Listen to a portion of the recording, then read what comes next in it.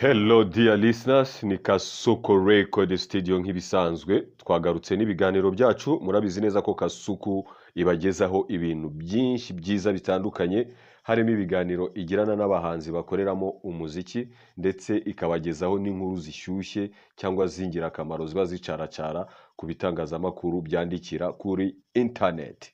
Uyu munsi rero twasimbukiye ku kinyamakuru cya inyarwanda.com, tuhasanga inkuru iza kuba inkuru nziza koko ku bantu bakoresha umuyoboro wa YouTube. Twifashishije ifoto iri kuri iki kinyamakuru, murabona ko harimo abagabo bakoresha YouTube mu buryo bwagutse koko. Harimo Clapton Kibonge, harimo Cheetah Magic n'abandi benshi mbona ahangaha musanzwe muzi ku mbuga nkoranyambaga, ariko cyane cyane YouTube. Inkuru rero iragira iti guverinoma yatangiye ibiganiro bigamije kugarura ads mu bakoresha YouTube mu Rwanda. Ni ukuvuga ngo ads ni iki? Ese zari zarahagaze? Zahagaritswe nande? Kubera iki? Ese kuba zigarutse ni iki gitangaje muri byo? Ni iyihe nyungu abakoresha YouTube babifitemo? Ibyo byose rero nibyo tugiye gusobanukirwa twifashishije iyi nkuru dusanga ku inyarwanda.com, akaba ari inkuru yanditswe na Janvier Iyamuremye. Twihuse turakomeza n'ikiganiro cyacu, ariko mbwira wowe utarakora subscribe kuri Kasuku Record Studio ngo uyikore. Kora subscribe, kora like ku biganiro byacu, kandi ukore share usangize inshuti zawe. Niba ufite icyifuzo, igitekerezo, ukore comment hasi ucyandikemo, hanyuma uduhe nimero ya telefone yawe tuzaguhamagare tukinonosore. Twagiye rero n'inkuru yacu itangira igira iti Minisitiri w'Urubyiruko n'Iterambere ry'Ubuhanzi Dr. Utumatwishima Jean Paul Abdallah yatangaje ko guverinoma yatangiye ibiganiro n'urubuga rwa YouTube bigamije kugarura ads zituma abakoresha uru rubuga binjiza amafaranga, kuko ibyo bakora byamamazwamo na kompanyi nyinshi zirimo na Google. Sinzi niba aka kantu byibura ubwako ushobora kumva noneho ad icyo bishatse kuvuga. Ni ukuvuga ngo ads ni uburyo abakoresha YouTube binjizamo amafaranga. Bivuze ngo wowe niba ukoresha YouTube ugashyiraho igihangano cyawe, kampani iyo ari yo yose utitaye kuvuga ngo yasinyanye nande kontra yo kuyamamariza, ishobora kuba yarasinyanye na Google, ishobora kuba yarasinyanye na za Facebook, ishobora kuba yarasinyanye n'ibindi bigo binyuranye byamamaza ku mbuga nkoranyambaga, ariko noneho YouTube yo ukaba wayihaye uburenganzira bw'uko bitewe n'abantu ifite igomba kwamamariza, cyangwa se Google bitewe n'abantu ifite igomba kwamamariza, ukayiha uburenganzira bw'uko ishobora gushyiraho ibyo bintu ku nkuru zawe nawe washyize ku mbuga nkoranyambaga zabo, kuko nibo bafite seriveri zibitse ibintu byose twaprodinga kuri YouTube, kuri Google, ibyo dushakaho byose nibo babitse uwo mutungo wose. Bafite ubushobozi rero bwo kwamamarizaho ibintu, ariko mu rwego rwo kuba honest nawe ukagira percentage ubonaho bitewe n'ibyacishijwe ku nkuru wakoze nk'umunyamakuru cyangwa se nka content creator. Bivuze rero ko mu Rwanda iyo service yahozeho, ariko yari yarahagaze. Ntago tuzi ayihagaritse ninde, ntago tuzi abo byahombeje, ariko muri iyo nkuru wenda turaza kubisangamo.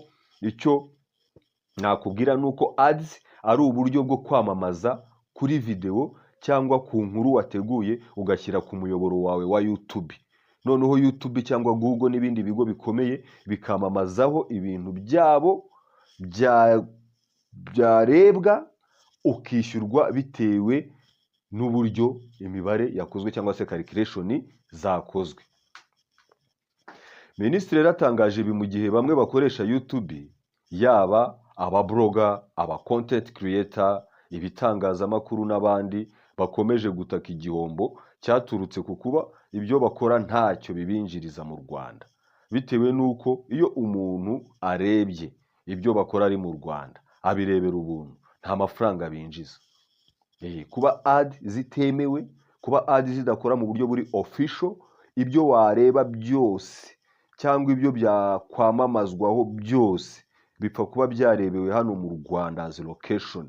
Nta kintu nyirabyo bimwinjiriza, kuko ad ntago zemewe. Uri kumva? Bivuze rero ngo abakoresha YouTube barahomba.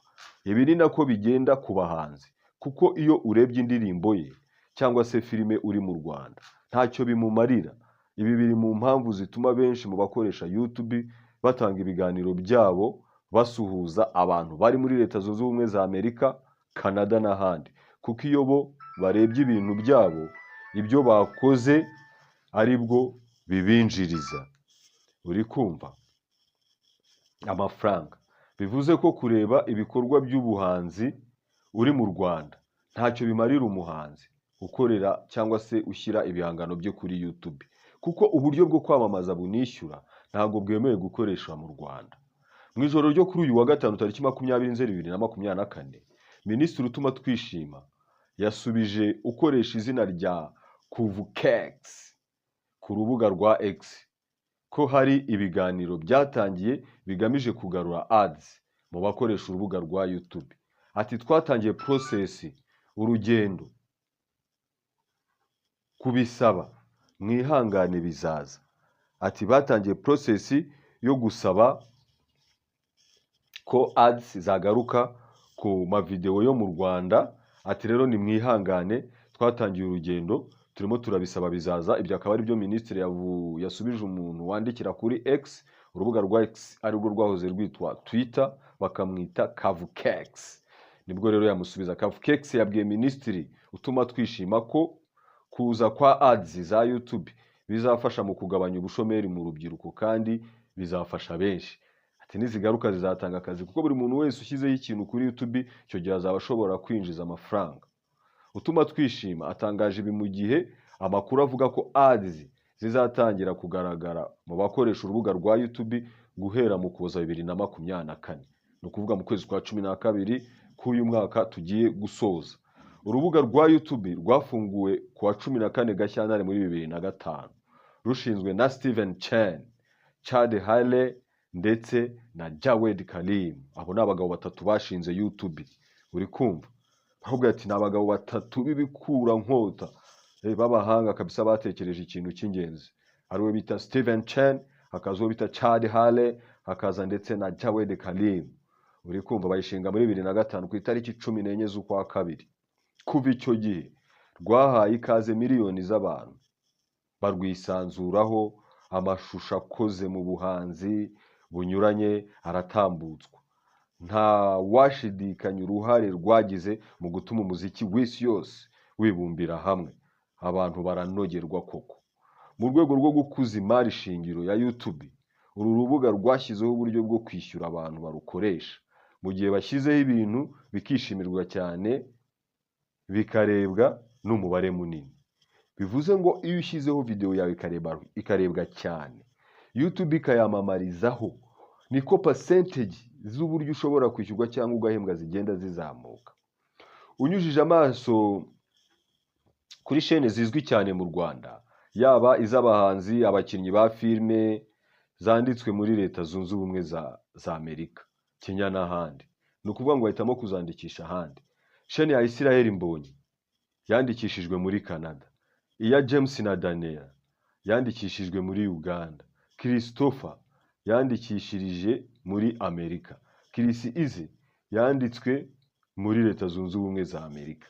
Ayo ni amasheni akomeye y'abantu b'ibyitegererezo, ariko sheni zabo ugasanga zandikiwe he? Zandikiwe yo mu mahanga, kubera ko hano mu Rwanda iyo yanditse ntacyo bikumarira, kuko ads iyo zigiyeho ntabwo ushobora guhembwa. Ibi ariko ntabwo bihuriye no kuba YouTube idakorera mu Rwanda, kubera ko iyo ukoresheje VPN, iyo bita Virtual Private Network, ugahitamo igihugu ushaka nk'u Burundi, ads cyangwa amatangazo yamamaza urayabona, kandi YouTube ntikorera mu Burundi. Igihombo ku bahanzi bo mu Rwanda, igihombo kuri rura ikusanya imisoro. Ati nimba ads zizakabaye zinjiza amafaranga, amafaranga akaba atinjira, birateza ubushomeri mu rubyiruko, hanyuma kandi biteze n'igihombo ku bigo bikusanya imisoro, kuko amafaranga yakabaye aza agatanga akazi, andi agatanga n'imisoro muri rusange. Umunyamakuru wa Isibo FM Niyigaba Clement, uzwi nka DC Clement, uri mu bazwi cyane mu bakoresha urubuga rwa YouTube, aherutse kubwira Inyarwanda ko igisubizo cy'iki kibazo kiri mu maboko y'urwego rw'igihugu rushinzwe kugenzura imikorere y'inzego zimwe z'imirimo ifitiye igihugu akamaro, RURA. Yavuze ko iki kibazo cyabateye igihombo gikomeye, kuko 60% by'abasura shene ye ari Abanyarwanda kandi nta byishyurirwa kubera ads zavanywemo. ati byaduteje igihombo gikomeye. Nk'urugero, mu bantu basura YouTube yanjye ya DCTV Rwanda 60% yabo ni abanyarwanda. Bivuze ko ninjiza amafaranga wanye na 40% yayo nakagombye kwinjiza. Bivuze ngo ahembwa 40 yabo hanze babashije kuyireba. Ariko iyo irebeye mu Rwanda abo 60% baba bibaye impfabusa. Julius Chita washinze umuyoboro wa YouTube uzwi nka Chita Magic aherutse kubwira Inyarwanda ko yatangiye gukoresha YouTube amatangazo yo kwamamaza agaragaramo. Ariko igihe cyarageze abona ko ads zavuyemo, ariko ntiyacika intege. Iradukunda Emile Bigman washinze umuyoboro wa YouTube wa JB Rwanda asobanura ko atigeze amenya impamvu ya nyayo ads zakuwe muri YouTube, ariko atekereza ko byatewe n'uko u Rwanda rudafitanye amasezerano na YouTube ndetse na Google. Ati kugeza ubu ntabwo ndamenya neza ikibazo cyabiteye, gusa mu bivugwa nuko u Rwanda kugeza ubu nta mikoranire rufitanye na YouTube ndetse na Google. Bamenya yavuze ko inzego zifite aho zihuriye n'ikoranabuhanga arizo zatanga umucyo kuri iki kibazo. Ati byabayeho kuko ngitangira bamenya byariho, ngewe kuba mwandeba mwese muri mu Rwanda nta n'igiceri cy'atanu ninjiza. Uyu musore yavuze ko 83% by'abakurikira filime ye ari abanyarwanda. Bivuze ko amafaranga yinjiza ava kuri 17% y'abadiaspora baba mu bihugu bitandukanye. Umunyamabanga leta muri Minisiteri y'Urubyiruko ndetse n'Iterambere ry'Ubuhanzi, Sandrine Umutoni, aherutse kuvuga ko umuhanzi wese ushyira ibihangano ku mbuga nkoranyambaga akwiye kungukirwa nabyo. Yabitangaje ku itariki 12 Gashyantare 2024 ubwo yari mu kiganiro n'itangazamakuru ku iserukiramuco Kigali Triennial 2024. Ati twebwe nka ministeri turimo turagaragaza ko ibintu byose bijyanye n'ubuhanzi bishobora guteza imbere ubukungu bw'igihugu. Umutoni Sandrine yavuze ko guverinoma idafitanye amasezerano n'imbuga zicuruza ibihangano, ku buryo wagira icyo ashyiraho hanze yakungukirwa nacyo, ariko avuga ko hari gutekerezwa uko byahabwa umurongo. Ati ubu ukuntu tumeze mu Rwanda ntabwo turagirana amasezerano n'izo platforms za YouTube, Universal, Spotify n'izindi zizaza. Ni ukuvuga niba umuntu ashyize ikintu kuri YouTube, ese ko mu bindi bihugu umuntu yakungukaho amafaranga, twebwe byasaba iki ngo umunyarwanda ushyize content kuri YouTube cyangwa ushatse gushyira igikorwa cye cyangwa indirimbo ye kuri Spotify ni gute azakomeje kwinjiza amafaranga? Uramubona Minisitiri w'Urubyiruko, ndakubwiye ngo u Rwanda nicyo gihugu gifite abantu b'abayobozi bakiri bato bafite vibe bashobora gukora ibintu birenze. Ibaze rero nk'uyu mu Minisitiri urubyiruko rumubaye hafi rukamufasha rukamwumvira hanyuma tugakorera hamwe. Yalla bi byaba ari ibintu byiza. Bamwita utuma twishima Jean Paul Abdallah. Sinzi nimba yarabanje kuba umukristu akaza gukurikiza kubaho umusilamu cyangwa nimba abyemera byombi. Na kantu twazamubaza nk'urubyiruko twahuye nawe turimo twizihiza ko ads zagarutse kuri YouTube tugatangira gukora ku gafaranga. Mbabwira yuko aba bagabo murimo kureba hano, uyu banza bamwita Chita Magic, uyu winyinya bamwita nyinya nyine nta kundi twabigenza. Hanyuma uyu nibamenya, uyu wambaye kuteri muramuzi cyane sinamuvugaho, naho uyu nguyu muramuzi ni Kibonge wa Bongest. Sawa rero mukomeze kugubwa neza. Yari Kasuku Record Studio ibagezaho ibiganiro bitandukanye, akaba ari inkuru kuri YouTube igaragaza ko ads mu Rwanda zishobora kongera zikemezwa abantu bagatangira gukirigita ifranga. Wowe utarakora subscribe, kora subscribe kuri Kasuku Record Studio kandi wibuke gukanda inzogera kugira ngo ibyo dushyizeho bijye bikugeraho ako kanya. Mukomeze mugubwe neza. Ciao. Ciao.